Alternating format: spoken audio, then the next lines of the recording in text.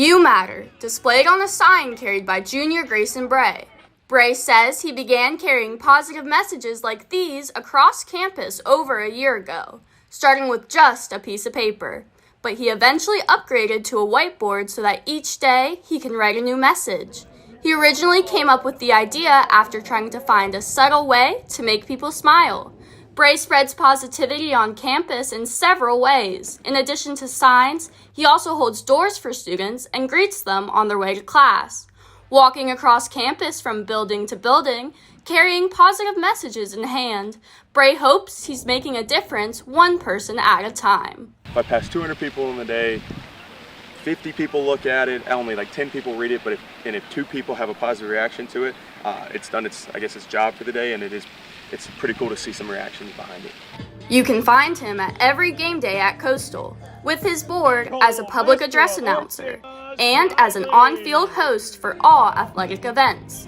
Bray has even inspired other students, like Gavin Beraldi, to start spreading positive messages too. Honestly, I learned it from Gray. I always saw him walking around campus. I always thought it was a great way to kind of spread positivity and kind of lighten people's day up. The goal is to spread positivity through random acts of kindness, and Bray hopes to continue spreading positivity in the future by starting a non-profit to support mental health in adolescents and young adults. In Conway, Riley Lehman, CCU News. Love is in the air this February. Candy heart signs and Valentine's messages are spread throughout downtown Conway. From live music to movie nights, downtown Conway is creating a romantic scene to celebrate love.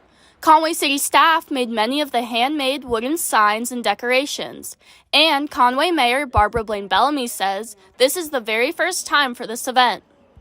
We didn't know how big a deal Valentine's Day was for a lot of people until we put the displays up this year, and at first glance, looks like it's very important. Blaine Bellamy says the City of Love is attracting many tourists. There have even been couples getting engaged right here in downtown Conway. Visitors like Catherine Crane are enjoying the new look, especially because it's inclusive.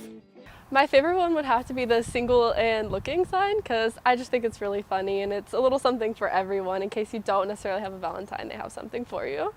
The decorations also create many opportunities for visitors to take photos, like here in front of the Best Friends sign, or by the wooden heart signs. The City of Love is Conway's second holiday city transformation.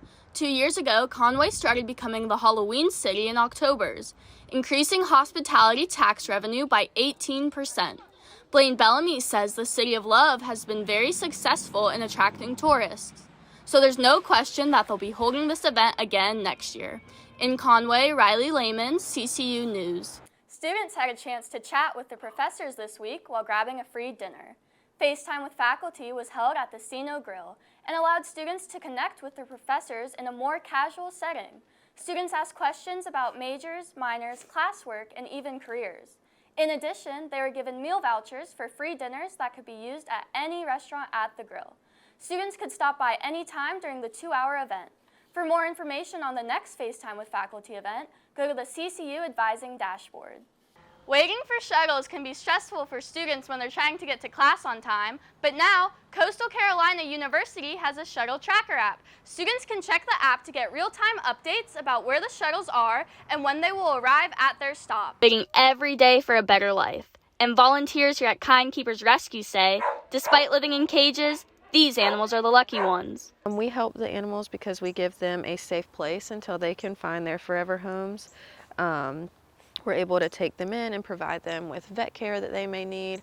But volunteers here know the shelter isn't a good place for these animals to be long-term, because the longer they're here, the more their personalities are affected, making it even harder to get adopted. Some of them have been here over 100 days. Naomi Jenkins at Horry County Animal Care Center is very familiar with this. The shelter is a very stressful environment. They have a smaller kennel. They're not used to being on a couch. They stay inside their kennel and only get certain walks with kennel staff whenever they have the time to. Volunteers work with their animals to make sure that they are ready for adoption. They are trained so that they are well behaved after they leave the shelter. Dogs like Xbox are taught things such as sit. Good job, Xbox.